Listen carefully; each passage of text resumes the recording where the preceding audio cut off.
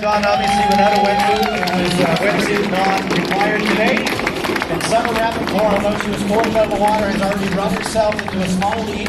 Also, where your ranking is can be a bit of a benefit because if you're closer to the far end of the transition zone, you can get out of the water just a little bit quicker. Mexico with a great swim into there as well. Switzerland coming through. There you can see right there the lead group of 4 women now have established themselves already out. Mexico trying desperately to get back into this. Emily Krebs right there in the transition zone trying to make some contact as she heads out in about 9th place as the athletes starting to make their way into the transition zone out onto the bike course. But a very, very fast group of 4 have made that initial push out onto the course, and now you start looking for teammates, athletes to work for. Team Japan just heading out onto the course, one of the last out of the transition zone. So 5 minutes, a little bit different. Paula, you've been doing these kind of 70.3 races where the transition is important, but maybe not quite as crazy. Does this look a little kind of over the top speed compared to the format that you've been going where you're going to be out there for 4.5 hours?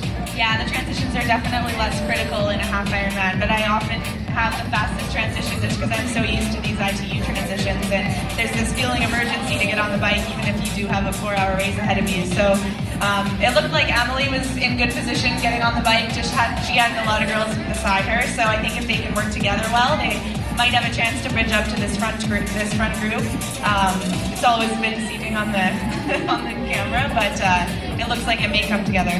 So we've got a group of 4 off the front end.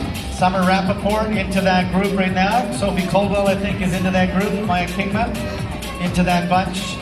And you take a look, and there's a group of 4, and they're pushing here very quickly and coming on the downhill section of this course. It's just 3 kilometers, 2 loops, and then a 1-mile run. Summer renowned for her running ability. As we take a look, China and Mexico just was pushed off the back just a bit. Now we're down to 3 as Rappaport, Coldwell, and Kingma.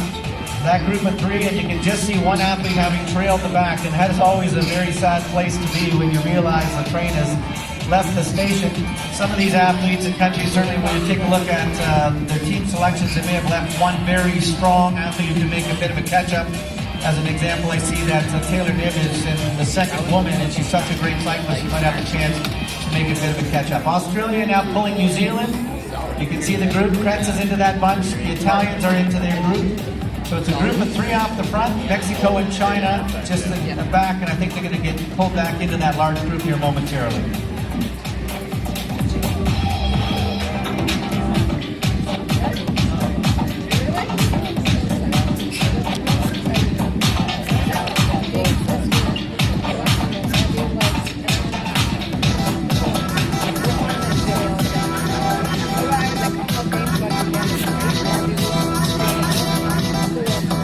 This first lap is very, very critical that you make contact at the very least in the chase pack. Great to see China racing on the international circuit. Meisner, the young German, raced yesterday. Thorpe had a spectacular race for New Zealand yesterday. Ainsley Thorpe was 12th, so part of the new generation. That camera angle is a little bit deceiving. Yesterday when you saw it, you think, oh, they're right on top of them. And when you do the math, it's anywhere from 8 to 10 seconds, and they'll start counting in their heads.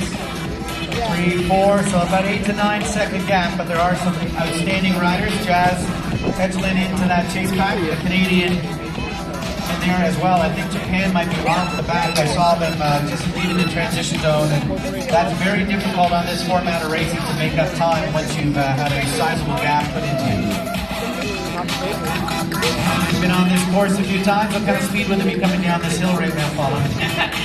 I don't know, it looks really fast. Maybe 60 k an hour? Yeah, so we're looking at, yesterday I was talking to the motorcycle riders, and they were saying somewhere in the 60-kilometer-an-hour range. Perfect conditions. Age groupers had it for the last 2 days. The juniors and the under-23s. Summer Rappaport, who yesterday was in that epic battle with Jackson. And there are a couple of countries here that have actually come with absolutely fresh teams, so they didn't actually race at all yesterday. And the Netherlands is one of those teams. All 4 of their athletes are absolutely fresh, even though they could have gotten into yesterday's race. The points that they can pick up and the importance for their country to qualify a team for the Olympic Games for their country is so large that some of them have placed the team as a higher priority than the individual races. So there are some athletes here that are absolutely fresh. Two of the athletes, however, in that lead pack have already raced yesterday, and Summer absolutely hammered herself for that last 2 kilometers to try to go for the win with Jimmy Jackson. So it'll be interesting to see whether her legs are maybe just a little bit more tired. As we're looking at from the grandstands now, and you can actually see the 3 women, Maya Kingman, Sophie Colwell into that bunch, and Summer Rappaport. So they sense that there's a ticket coming.